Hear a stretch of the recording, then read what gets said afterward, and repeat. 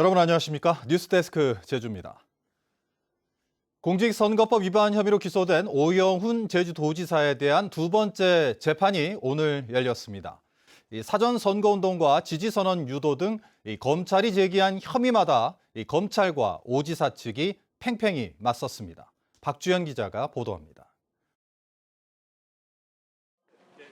항공기 결항으로 2주 만에 다시 열린 재판에 출석한 오영훈 제주도지사.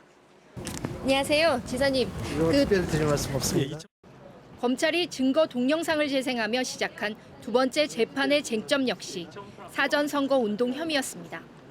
검찰은 현수막에 협약식이 명시됐고 지사가 직접 공약을 설명하고 지원 입장까지 밝혔다며 사전선거운동이라고 주장했습니다. 지난해 3월부터 사전에 모의했고 국민의힘 이준석 전 대표가 경쟁후보 지원차 제주를 방문하자 서둘러 협약식을 진행한 것으로 보고 있습니다. 실제 협약식 때 참석했다 반발하며 선관위에 고발한 업체 대표도 증인으로 출석해 오 지사가 업체 대표들을 직접 악수하며 맞았고 테이블에는 선거 관련 홍보물이 있었다고 증언했습니다. 그러나 오 지사 측은 혐의 사실을 모두 부인했습니다. 업체들이 마련한 간담회인 줄 알고 참석해 인사말을 한 정도에 불과했다고 반박했습니다. 또 선거 홍보물은 당시에 발행되지 않았다며 증언이 사실이 아니라고 주장했습니다.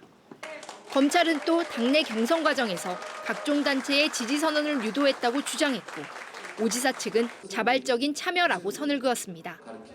사전 선거 운동을 비롯한 공직선거법 위반 혐의에 대해 검찰과 오영훈 지사 측이 팽팽히 맞서면서 남아있는 재판에서도 치열한 법리 다툼은 계속될 것으로 보입니다. MBC 뉴스 박주연입니다. 제주는 가정폭력과 스토킹 신고가 전국에서 두세 번째 많을 정도로 여성폭력 범죄 발생률이 높은데요. 재범률을 낮추기 위해 제주경찰이 전국에서 처음으로 피해자가 아닌 가해자 심리 상담을 도입했습니다. 이따금 기자가 보도합니다. 주택가 골목으로 걸어 들어오는 남성이 대문 앞을 서성이다 자리를 떠납니다. 헤어진 여자친구 집을 몰래 지켜보다 체포된 남성인데 접근 금지 명령을 이미 받은 상태에서 또 찾아간 겁니다. 이런 스토킹이나 가정폭력 등으로 지난해 제주 112에 접수된 신고만 5,400건. 인구 10만 명 신고 건수로는 전국에서 두 번째입니다. 경찰은 재범률을 낮추는 게 관건이라고 보고 피해자가 아닌 가해자 심리상담 치료를 도입했습니다. 유치당에 유치된 위험성이 높은 여성폭력 가해자 등을 대상으로 석방 전 교화를 통해 피해자의 안전을 확보하기 위한 찾아가는 가해자 교화 프로그램을 시범 운영하였습니다. 최근 5개월 동안 상담을 받은 가해자는 25명. 경찰과 상담소는 부정적인 지표가 감소한 것으로 보고 있습니다. 폭력에 대한 인식 개선도 되고 또 부부 간의 의사소통 활동, 그리고 또 가족 간의 의사소통 이런 부분들을 하다 보면 10회기 안에서는 이 사람들이 폭력에 대한 변화가 굉장히 크게 차이가 남을 볼 수 있습니다. 그러나 가해자 25명 중 10회 상담을 모두 마친 건 4명에 불과하고 이 중 2명은 재범으로 구속되거나 체포됐습니다. 효과 분석도 가해자 설문조사로만 진행돼 가해자 심리상담 치료가 효과가 있을지는 더 지켜봐야 합니다. 가정폭력과 스토킹 범죄자에 대한 재발 방지 대책과 함께 경찰 수사 단계에서 상담 교육을 의무화할 수 있도록 법 개정도 필요해 보입니다. MBC 뉴스 이따금입니다.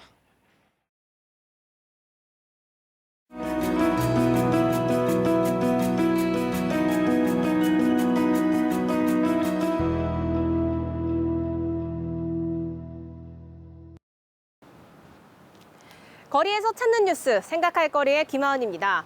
전 지금 출근 중인데요. 저희 회사로 출근하려면 항상 이 거리를 지나야 돼요. 이곳이 약간 도심 속 숲처럼 만들어져 있어요. 근데 요즘에는 나무가 잘 안 보입니다. 여기저기 현수막이 걸려 있어서 시야를 방해하기 때문인데요. 근데 뭐 여러분들도 많이 보셨겠지만 현수막이 여기에만 걸린 게 아닙니다. 취재를 가다 보면요, 길 곳곳에도 현수막이 보입니다. 정당에서 내건 현수막부터 시작해서 분양 현수막까지 500m 정도를 지나면서 지금까지 제가 본 현수막만 수십 장입니다. 그렇다면 이 현수막 다 어떻게 처리될까요? 현수막 수거 작업이 한창인데요. 저도 직접 한번 해보겠습니다. 이렇게 나무 기둥에 단단히 묶여 있는데 이렇게 잘라내고요.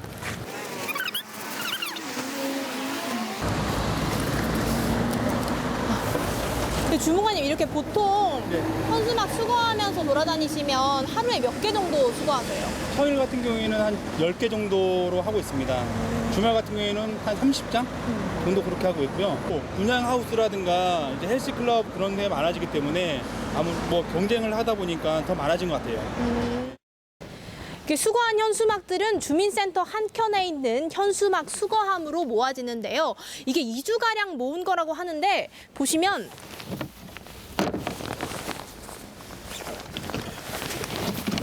이렇게 수거함 2통을 가득 채웠습니다.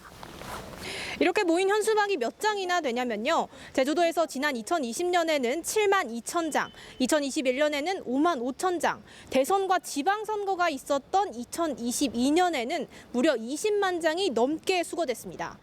제주도는 바람이 많이 부니까 이런 게 막 풀려서 막 흩날리면 되게 그게 좀 지저분해 보이거든요. 그 도시 미관 같은 경우에서도 별로 바람직해 보이지는 않습니다. 이곳저곳 내걸린 현수막이 단순히 미관만 해치는 게 아닙니다. 이 다 쓴 현수막이 버려지고 처리되는 과정에서 환경 오염도 발생합니다. 수거한 현수막들인데요. 재질을 보면 천처럼 보이는데 아닙니다. 플라스틱 합성 섬유인 폴리에스터가 주 성분입니다. 그래서 이런 것들은 땅에 묻어도 썩지 않습니다. 결국 불에 태울 수밖에 없습니다. 저렇게 소각하면서 다량의 온실가스와 발암물질이 나오는데요. 이 현수막 한 장당 배출하는 온실가스는 4.03kg. 여기에 지난해 수거한 현수막 양을 대입해보면 약 914톤의 온실가스를 배출한 건데 이걸 다 흡수하려면 25년 된 소나무 9만 3천 그루, 그러니까 축구장 81개 면적의 소나무 숲이 필요합니다.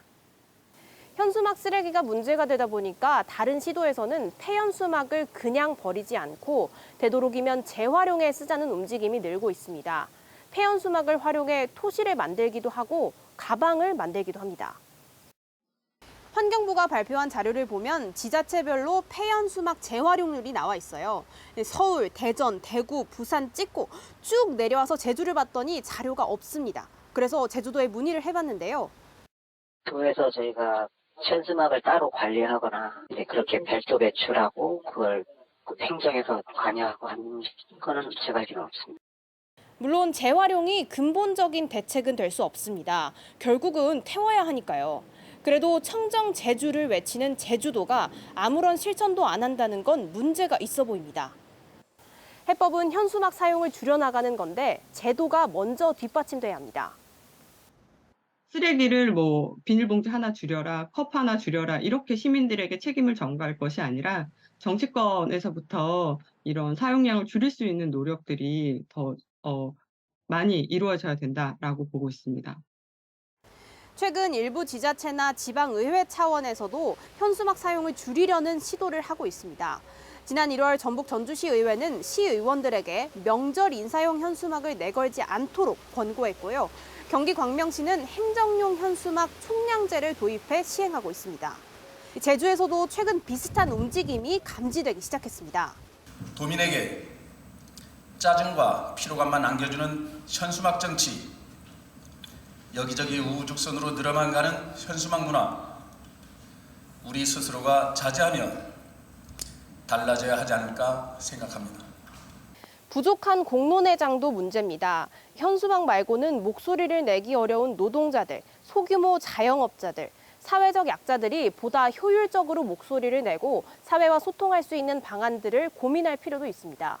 행정기관부터 시민과 사회적 약자들의 목소리를 잘 듣는 문화가 만들어진다면 당장 도청 앞에 내걸린 현수막부터 줄어들 수 있을 겁니다. 2040년까지 플라스틱 없는 섬을 만들겠다고 공언한 제주도. 플라스틱으로 만든 현수막 사용부터 줄이기. 그 어떤 곳보다 제주가 가장 먼저 앞장서야 하지 않을까요? 지금까지 MBC 뉴스 김하은입니다. 제주특별법 개정이 국회의원 입법 방식으로 추진됩니다. 제주도는 오는 6월 제주특별법 전부 개정안 마련 용역을 마무리하고 이후 공청회와 도의회 동의 등의 절차를 거쳐 개정안을 마련할 예정입니다. 정부 입법이 아닌 의원 입법으로 특별법 개정이 추진되면 정부 부처 협의 절차가 생략돼 입법 절차에 있어 속도가 날 수는 있지만 국회 심의 과정에서 정부 부처의 반발 등으로 이 개정안 처리가 난항을 겪을 가능성도 점쳐집니다. 올해 재해 예방 사업에 모두 600억 원이 투자됩니다. 제주도는 자연재해 위험 개선지구 13곳 170억 원과 풍수해 생활권 3곳에 63억 원 등 모두 4개 사업 23개 지구에 대해 국비 300억 원, 지방비 300억 원을 들여 재해 예방 사업을 벌이기로 했습니다. 또 자연재해 상습 피해 지역에 대한 점검을 벌여 올 여름 전 대책을 마련하기로 했습니다. 제주형 행정체제 도입 논의에서 명확한 기준이 필요하다는 지적이 나왔습니다. 제주민회는 도의회에서 기자회견을 열고 주민이 주체가 되고 주민의 삶의 질을 높인다는 2가지 원칙에 근거해 제주형 행정체제 도입 논의가 이루어지지 않는다면 또다시 무산될 수 있다고 지적했습니다. 이에 따라 이 2가지 원칙을 제주도가 추진하는 도민 공론화 내용에 포함시킬 의향이 있는지에 대한 오영훈 지사의 답변을 촉구했습니다. 제주 제2공항 경청회에서 나온 청소년 인권 침해 발언과 관련해 제주 청소년 기후 평화 행동과 제주 녹색당이 재발 방지를 요구하는 진정서를 국가인권위원회에 제출했습니다.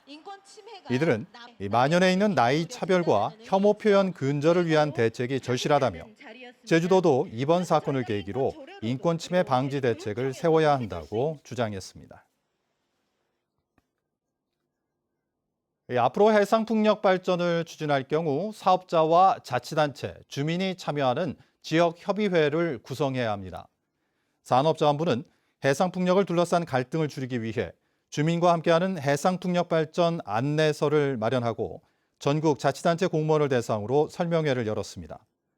안내서에는 사업 단계별로 지켜야 하는 필수 사항과 사업자와 자치단체, 주민이 참여하는 지역협의회 구성, 해상풍력에 대한 주민 이해도를 높이는 내용이 담겨 있습니다. 제주 제2공항 강행저지 비상도민회의는 도의회에서 기자회견을 열고 제2공항 건설의 적정성과 조류 충돌 위험 등의 여러 의혹을 해소하기 위해 공동 검증을 하자고 국토부에 촉구했습니다. 또 제2공항 전략환경영향평가 부실 의혹을 검토하기 위한 전문위원회 소집을 환경부에 요구하고 제2공항 인근 동굴조사와 주요 의혹을 검증할 자문위원회를 구성할 것을 제주도에 요구했습니다. 제주시의 지방세 관리가 허술한 것으로 드러났습니다. 제주도 감사위원회가 최근 2년 동안 제주시의 행정 업무를 감사한 결과 공유재산을 특정인과 수의 계약해 최대 32년까지 빌려준 것으로 확인됐습니다. 또 아동수당과 어선 유류비가 부적정하게 지급되는 등 40여 건의 행정상 조치와 1억 3천만 원의 재정 조치가 내려졌습니다. 한라산 1100고지 휴게소 도로에서 이루어지는 갓길 주차에 대해 다음 달부터 단속이 이루어집니다. 이상으로 뉴스데스크 제주를 마칩니다. 시청해주신 여러분 고맙습니다.